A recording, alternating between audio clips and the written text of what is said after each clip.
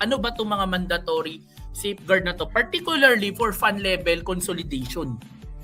So sabi dito, consolidation ng mga fund stage na case ay hindi papayagan unless lahat to ma-secure nung BIR officer o examiner.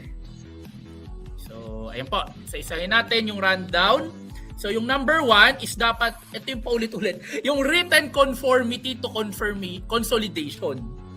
So kailangan ma-secure yung pagpayag ng taxpayer na i-consolidate yung kanyang mga cases. So kapag hindi na nakuha to, so magpo-proceed individually or separately. Yung linawin natin to, Mike, fund stage to So final assessment. Yes. Wala, hindi to applicable sa NOD. Hindi po.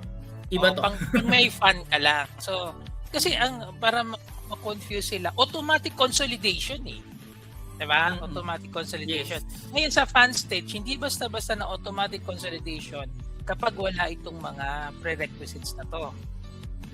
Okay? Okay, sige. Lilawin lang natin kasi ang gulo-gulo kahit mga BIR naguguluhan. Diba? Nasa puno naman ng letter yan kung malinaw or hindi. Yeah. Merong automatic consolidation tapos hindi automatic. Kaya hindi siya automatic. Okay. Letter D, conforms with the consolidated notice. Yung nakalagay po dapat voluntarily yung word. Voluntarily. So, hindi pwedeng mamilit kasi voluntary nga. Bakit ano ba yung una nung RMO number 1 2026? Ano ba nakalagay doon? Kasi sabi rito prior. Diba? Prior shall supersede. Diba? Yung ano to sir, yung final assessment notice. Sabi rito, shall supersede. Ano yung sino-supersede? Yung sa RMO 1-2026 kasi wala yung mga leveling. Automatic consolidation talaga siya. Auto lahat. Ngayon lang kasi nila lahat nilinaw na pag may levels, hindi automatic unless magkakaroon itong written conformity. So kapag kasi hindi ito nakuha, hindi nila pwedeng, So nilinaw nga po nila na kapag gantong may leveling, merong mga prerequisite. Nung sa 1-2026 kasi, basta automatic lahat magko-consolidate. Kaya gulong-gulong ngayon lahat mo. Okay. Dahil wala itong mga... Okay. Safeguards. Okay. Letter C, parang ulit-ulit ang bilangan ng mga periods, no? Opo, refresh na. What if nakapagsagot ka na?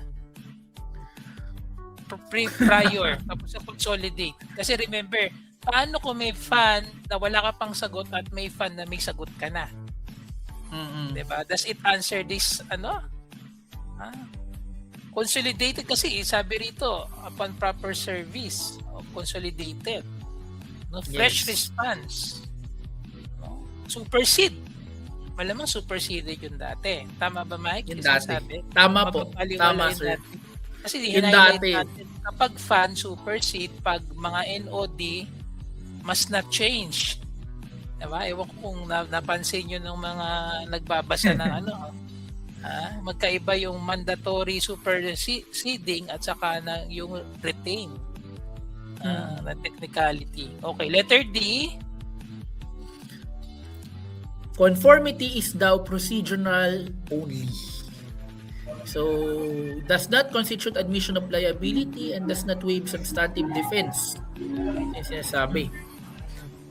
So, pag nag-conformity ka na consolidate, gumawa ka ng written, yes. Hindi ibig sabihin na wala na yung due process mo. Simple as that. Yes. So, meron silang template. Actually, ang nakalagay lang naman dun sa template is kung mapayag ka na i-consolidate etong lowa na to, ito yung lowa na to, yun lang. Wala nang ibang sasamahin.